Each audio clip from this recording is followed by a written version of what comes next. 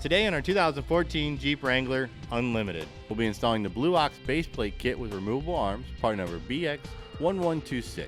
To begin our install, we'll first need to remove the belly pan or rock guard. To remove it, there are a total of 6 pushpin fasteners, 4 across the front, and 2 on the back underneath the rock guard. To remove the pushpin fasteners, we'll pry out on the center of the fastener and then remove it completely.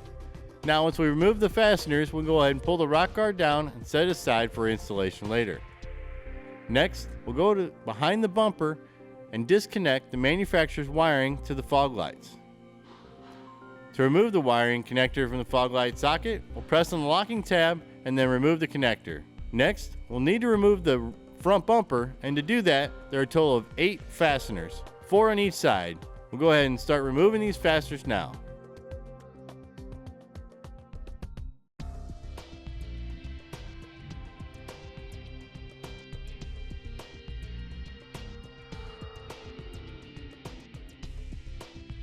After remove a set of fasteners, there's a reinforcement plate that gets secured between the nut and end of the frame. We'll go ahead and remove the reinforcement plate and hang on to it as we will be reinstalling it.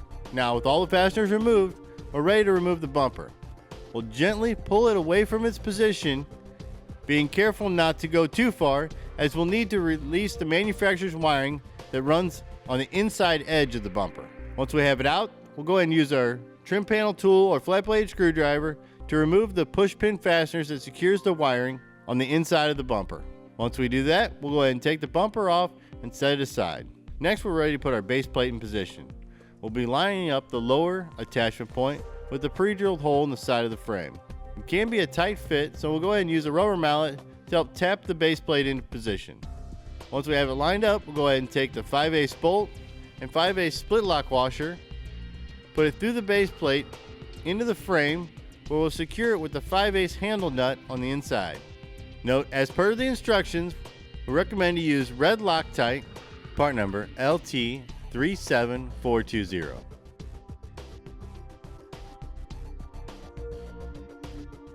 Once we get one side done, we'll move over to the opposite side, repeating the same process.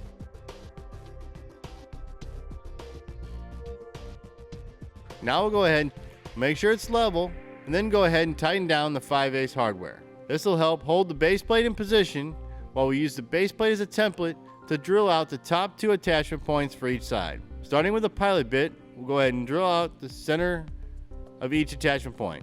Then we'll enlarge our bit size to our final size as per the instructions. Now once we have the attachment points drilled out, we'll go ahead and take the spacer block that'll get sandwiched in between the base plate and the frame and put it in position. It may be necessary to pry out slightly on the base plate to get it in place or close to position. Then you can take a screwdriver or alignment bar and line up the spacer block with the base plate and pre-drilled hole in the frame. Once you have it lined up, we'll go ahead and secure it with the 1/2" bolt and split lock washer and 1/2" handle nut.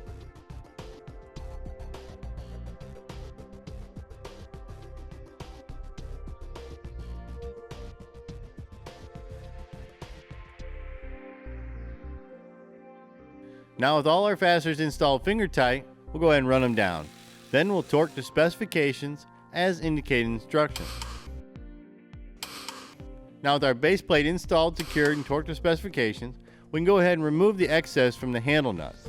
To do that, we can simply bend them until they break, or use a pair of tin snips to cut off the excess.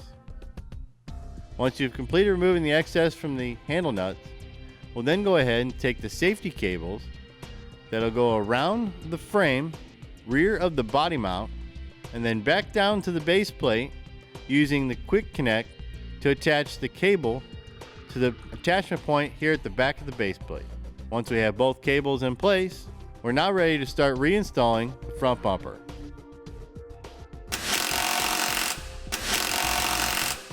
Once you have the front bumper reinstalled, we're now ready to go ahead and reinstall the belly pan or rock guard. However, we'll need to make an adjustment to go around the base plate. We'll go ahead and put it up into position and line it up with the attachment points. Then using a paint marker, we'll go ahead and mark out a section on each side to be trimmed. Once we have that trimmed out, we'll go ahead and put our rock guard in position and make any additional adjustments necessary. Once we've made all our adjustments, we'll go ahead and put the rock guard in place and re-secure it with the pushpin fastener. Now with everything reinstalled, let's go ahead and show you how to use the new removable arms for your base plate. To install the removable arm, we'll go ahead and put it into the tube, pushing it inward and then twisting to lock it in place. Once the pin locks in position, the tab is secured.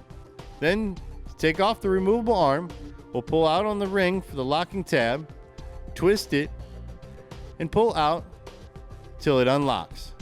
After we take out the removable arm, we can then go ahead and put the base plate cup in position, and there you have it for the Blue Locks base plate kit with removable arms, part number BX1126 on our 2014 Jeep Wrangler Unlimited.